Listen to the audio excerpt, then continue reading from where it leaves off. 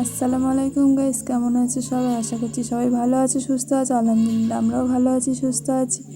আজকে আমাদের রেসিপি তাল রুটি। তাল রুটি করার জন্য ফার্স্ট আমি 300 গ্রাম আটা নিয়ে নিয়েছি,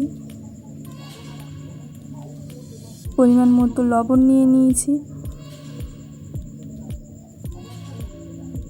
পরিমাণ মতো চিনি নিয়ে নিয়েছি, কিছুটা পরিমাণে তাল নিয়েছি,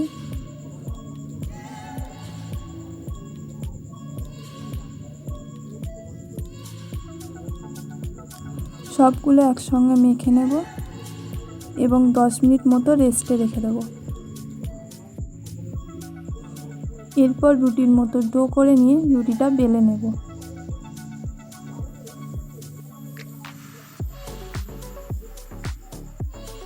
তাওয়াটা মিডিয়াম লো মাঝামাঝি রেখে রুটিটা ভেজে নিতে হবে।